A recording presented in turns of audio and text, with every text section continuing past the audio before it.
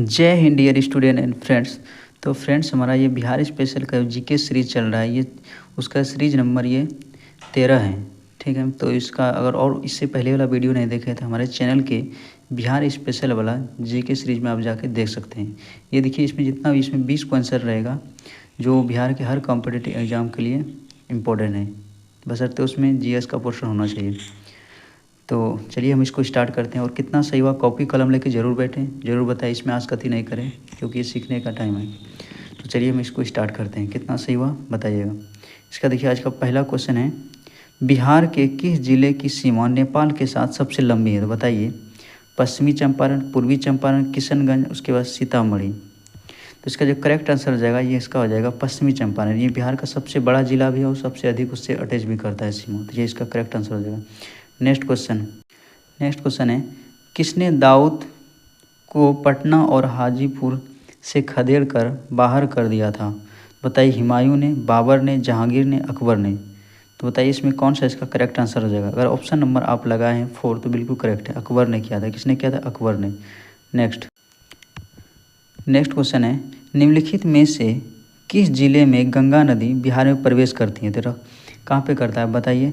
गोपालगंज में, रोहतास में, बक्सर में, उसके बाद सिवान। हम सब जानते हैं गंगा नदी यूपी उधर से आता है, यूपी से अटैच करता है, ये बक्सर करता है। इसका करेक्ट आंसर हो जाएगा सी नंबर, ये बक्सर हो जाएगा।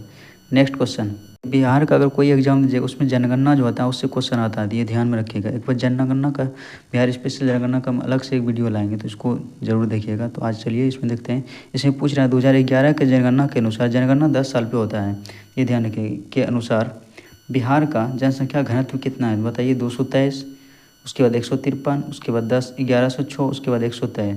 इसका जो करेक्ट आंसर अगर ऑप्शन नंबर लगाएं आप सी तो बिल्कुल करेक्ट है। कितना है? 1106। नेक्स्ट क्वेश्चन देखिए, इसमें नेक्स्ट क्वेश्चन पूछ रहा है, निम्नलिखित में से कौन सा गर्म पानी का वाटरफॉल जल स्रोत है बिहार के राजगीर जिले में स्थित? बताइए। लक्ष्मण कुंड, उसके बाद नानक कुंड, सीता कुंड, ऋषि कुंड।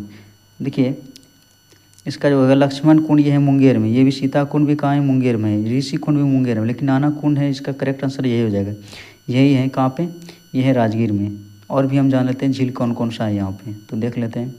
यहाँ पे देखिए मेंशन किया हुआ है कि यहाँ पे देखिए दोनों का है, राजगीर में कौन कौन सा है और यहाँ पे कौन कौन सा है। तो इसमें देख लेते हैं।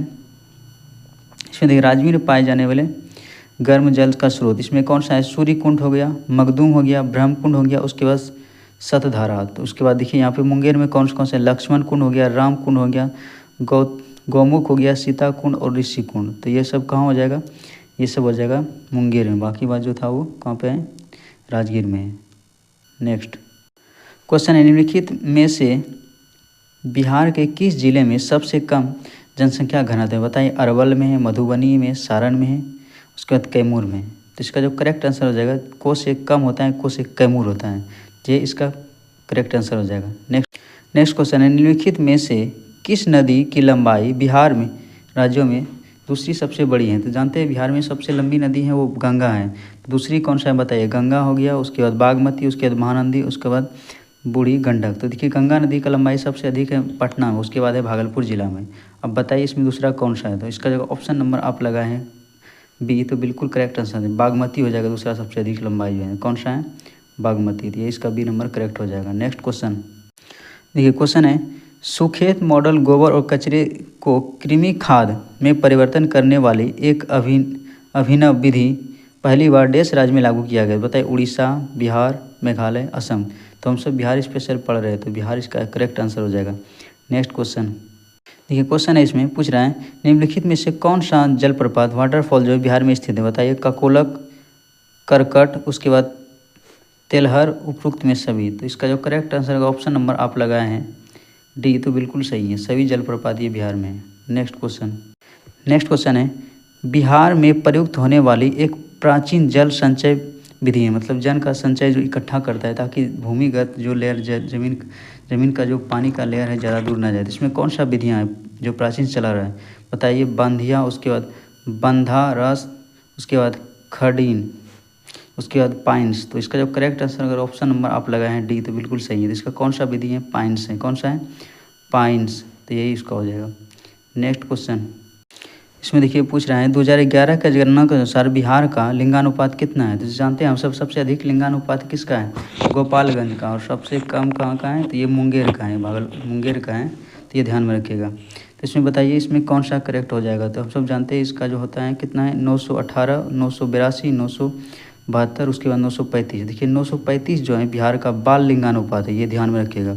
और ये पूछ रहे हैं पूरा जनसंख्या का, तो इसका जो करेक्ट आंसर हो जाएगा 9 दूनी 18, इसका 1 नंबर करेक्ट आंसर हो जाएगा, यही हो जाएगा 1 नंबर 918। और बाल लिंगानुपात बोलेगा तो 935। नेक्स्ट क्वेश्चन देखिए उसमें पूछ रहा है संथाल विद्रोह कब शुरू हुआ था।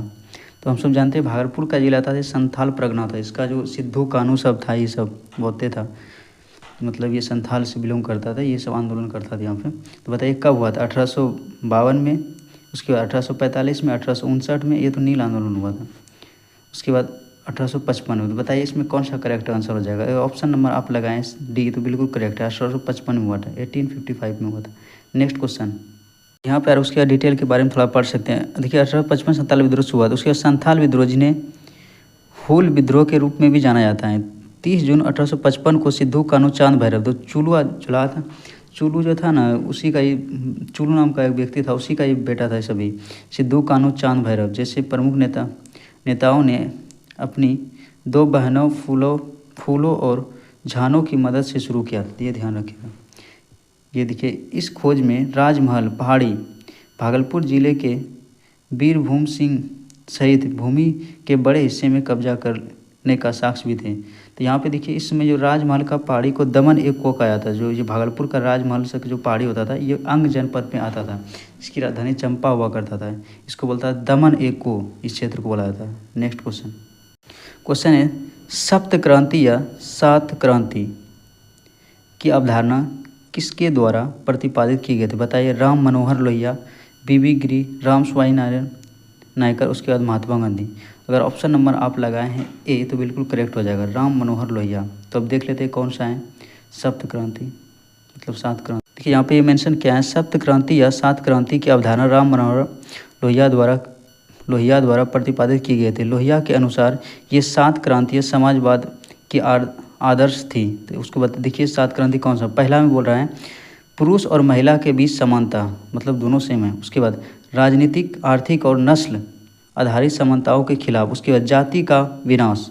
उसके बाद विदेशी वर्चस्व के खिलाफ। उसके बाद आर्थिक समानता, नियोजित उत्पादन और निजी संपत्ति के विरुद्ध। उसके बाद छठा में बोल रहा है निजी जीवन में दखल के खिलाफ। उसके बाद अस्त्र शस्त्र के विरुद्ध और सत्याग्रह के पक्ष में।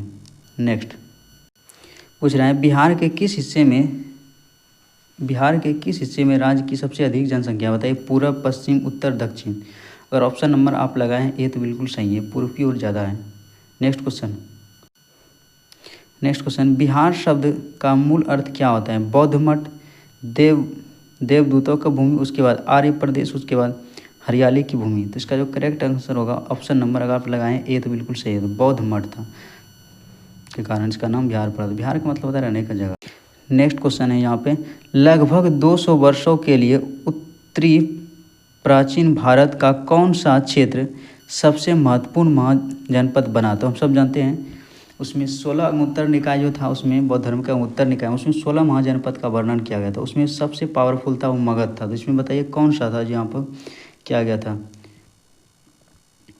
कौन था। कुरु था, उसके बाद कौशल, उसके बाद मगध, उसके बाद काशी। तो इसमें जो करेक्ट आंसर अगर ऑप्शन नंबर आप लगाएं सी तो बिल्कुल सही है, ये मगध हो जाएगा। सबसे पावरफुल ये मगध था। उसके बाद माहेश्वती सब भी आता था, मगध हो गया। ये जो पड़ता था पाटलिपुत्र सब में, ये इसका राजधानी गिरी वज्र पड़ता था, राजगिरी। तो इसी सब एरिया में था, बिहार का था मुख्य।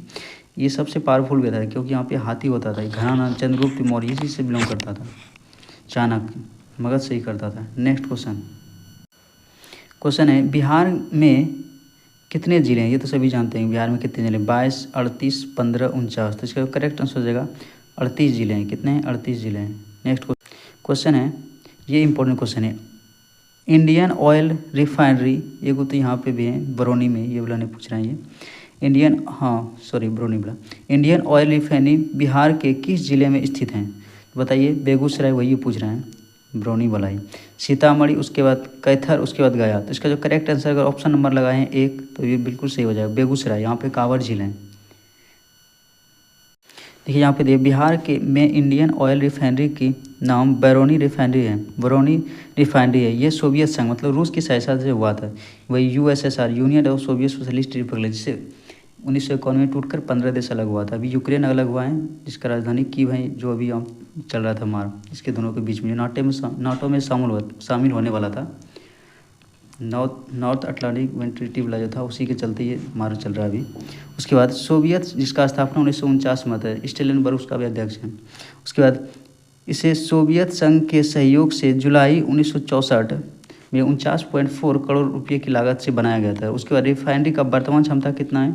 6.1 मिलियन टन प्रति वर्ष। उसके बाद यहाँ पे दिया 2 अक्टूबर 1972 को बेगूसराय अस्तित्व में आया था, मुंगेर संभाग के अंतर्गत आता है। उसके बाद ये समग्र मिथिला क्षेत्र का एक हिस्सा है।